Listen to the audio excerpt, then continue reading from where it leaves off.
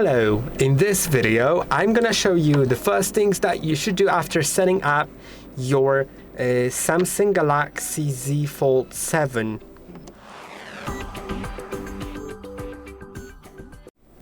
If your Z Fold 7 was just set up, there's quite a few things that you should do to enhance your experience, as well as improve some security and do other things that some of these things are just required to do anyway, so why not do them at the beginning? Let's begin with making sure that we are connected to internet. Of course, most probably you already are connected, but if you are not, go to settings, then go to connections. Now go to Wi-Fi, make sure it's enabled and that you have a current network connected. If you don't have any selected network you want to connect to, enter its password and click on connect. Now once that's done, the first thing to do is scroll all the way down in the settings to go to software update.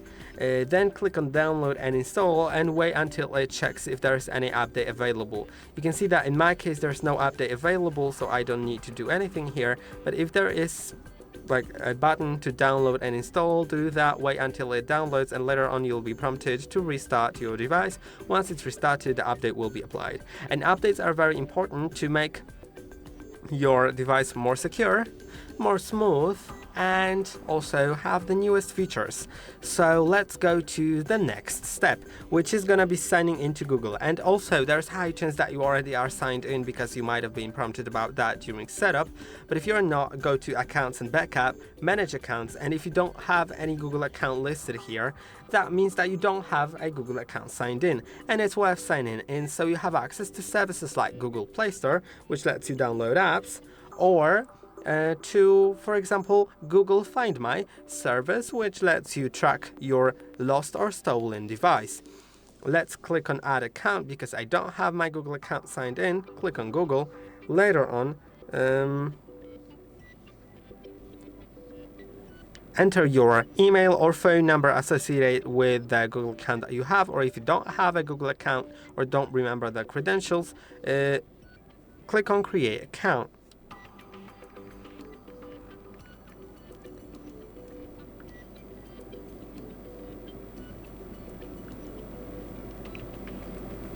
Then go further and enter the password, which I'm of course gonna do off camera.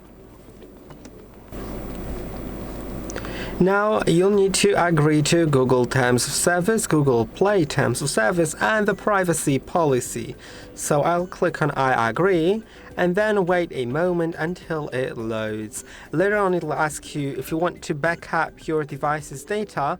So if you do, leave that enabled. If you don't know, then I'd recommend leaving that enabled so you don't lose your data in case anything happens to your device. Then click on accept. And now you can see the account is added, so let's go to the Google Play Store app, because that also comes in handy to update apps on your phone. So let's click on Not Now. I'll just click on Not Now, but feel free to do anything on this welcoming screen.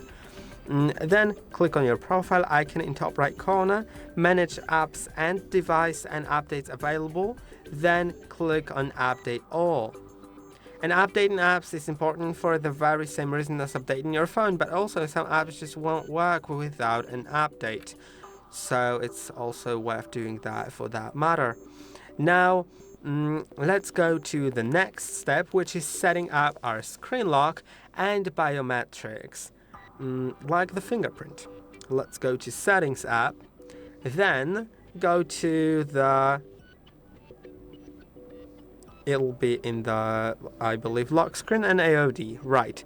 Then if screen lock and biometrics says either none or swipe, that means that everyone can access your device because you don't have any password on your device, right? You can see when I lock it, if I were to unlock it, I can just swipe up and it's not really secure. So if you want to make your device more secure, you can set a screen lock and make sure that you will remember it, because in case you forget your screen lock, there will be no way to restore your device other than erasing all data on the device. So I don't recommend forgetting your screen lock. but it's still worth having one so no one else besides you has access to your data. You can select a PIN, password, or pattern. I will select a pattern, then draw it, and I will set it to something simple, but feel free to set it to something more complex as long as you can remember it. Click on continue, then redraw the pattern or re-enter the PIN or password and click on confirm.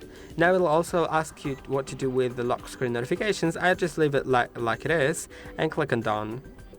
Now let's go back to screen lock and biometrics. Enter your screen lock, and if in biometrics you want to set up fingerprints, that's really great. You can see in biometrics you can set up either face recognition and fingerprints. I'm not setting up face recognition because I don't really trust it, because on this phone it only bases on the camera. There are phones on the market that do a 3D scan of your face using IR sensors, but here it's only the camera, so it can be unlocked with a photo of you, which is not secure, so I won't be setting up that. But fingerprints are secure and very convenient, so let's click on continue. Now you'll need to decide what finger to use for that fingerprint. There's a high chance that you may want to use your right thumb if you're right-handed, or maybe your left index finger if you're left-handed, because the fingerprint sensor is located on the power button. Remember that you can assign multiple fingerprints, so you don't need to worry about choosing the wrong finger. You can just change your mind at any time. Let's click on register. Then you'll need to start sliding your finger slowly across the sensor, so it scans the whole area of your fingerprint. So no matter how you touch your fingerprint sensor, it always scans it correctly. Let's click on done. Now test it. It was recognized. Let's click on done. And now I'm gonna show you how to unlock your phone with these two methods. So with the fingerprint, you just need to slightly tap on the fingerprint sensor, I believe, although it did not work as it should. Let's try that again. Okay, let's try that with the screen closed. I'll lock it. Tap on the fingerprint sensor. You can see it also doesn't work. If I click on the button, of course it does, but we actually want to make it available all the time, so let's see if that option is available. It should be, so I'm gonna go back to screen lock and biometrics just to set it up. I really like it being that way.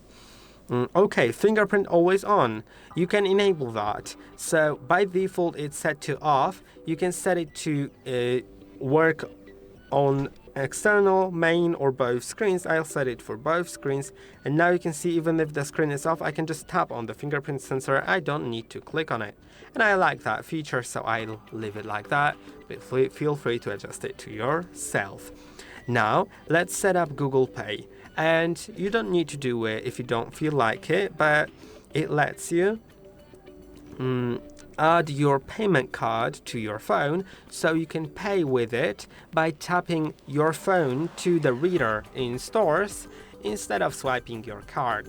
And I think that's pretty convenient. So if you want to add it, you can just get the Google Wallet app on your phone, and basically I'll show you how to set it up. So go to the Google Play Store, go to search, and search for Google Wallet.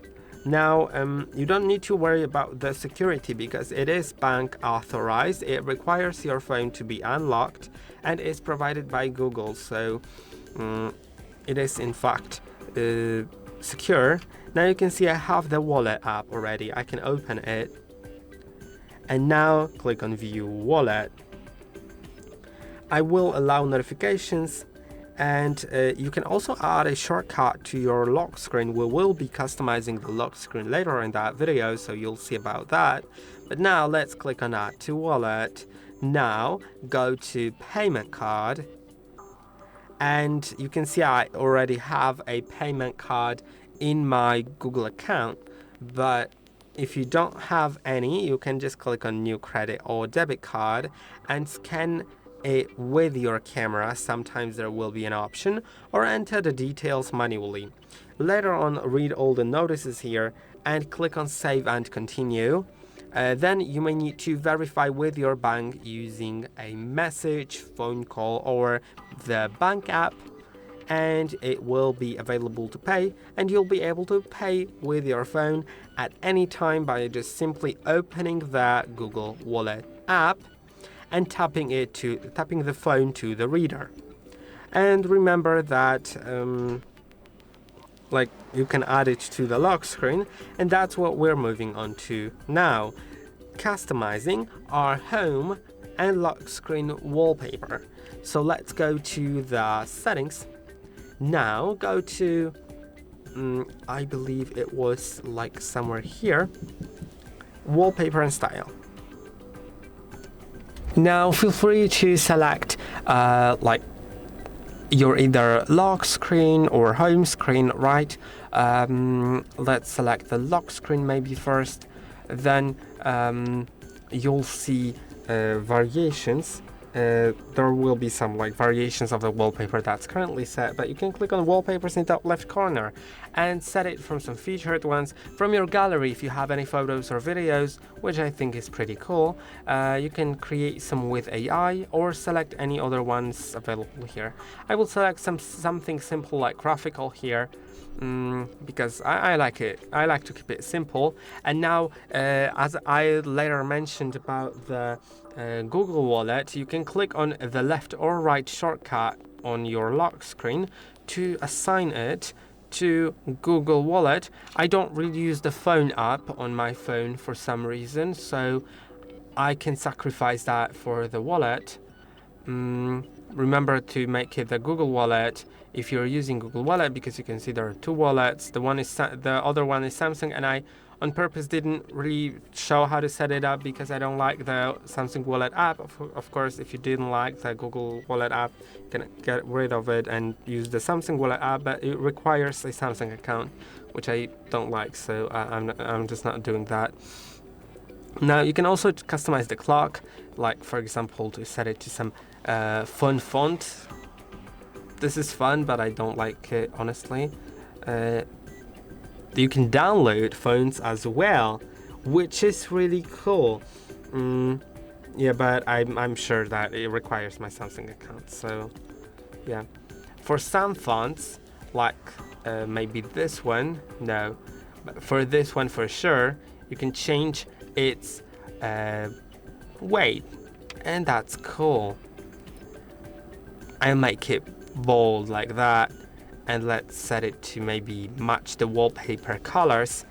Now you can also, I believe you can click on it and click on style here, and then you can change the style, right? Or maybe this one seems cool. You can enable weather information or change the order of hour and date and clock and stuff like that. You can add widgets here. I will maybe add one, like let's add the weather, and I'll just add like the bigger widget of the weather. Okay, and I think I'm fine with that. Let's click on done. You can also change it for the home screen. It's pretty similar there. Then you can see on my cover screen, the wallpaper isn't changed, because you can also change that if you go to the cover screen, go to the settings and change the wallpaper. So yeah, I won't be taking too much time for that, because now we have actually the last step to do, which is also quite important. As you slide down from the left top part of your screen, you'll find notifications, and there will be a notification about finishing setting up your device. For some reason, Android started sending those a few years ago, and it always sends that, like it couldn't just ask me for a few questions like during the setup, but it's okay. Now there's the first question: to copy apps and data from a previous device. If you want to do it, you can do it now, but feel free to also skip it, because on this phone, fortunately, you can later do it with Smart Switch app, which is pre-installed. On some other Android phones, once you skip that question, you won't be able to do it with the native method. And of course, there are third-party apps that you can do it with, but the native method is always the best. Here, you don't need to worry because the native method is always available with the Smart Switch app, which is the native method. I'll click on Don't Copy because I don't have anything to copy, honestly. Then let's just go further, click on Continue. Now it asks you if you want to use Hey Google to use Gemini hands-free. Gemini is your AI assistant that replaces Google Assistant, and you can turn it on by saying Hey Google out loud without pressing any buttons, which is great. So I'm gonna turn it on, but feel free to click on No Thanks if you don't like it. Now it asks you for the Samsung account if you haven't logged into it, and I will skip it because I don't really want to do that. So I'll click on Forgot Password or Don't Have an Account, then Set Up Later in Settings. Now I'll click on Skip, and that will be about it for the video. I hope that this video was helpful. Don't forget to like and subscribe, and see you in the next one.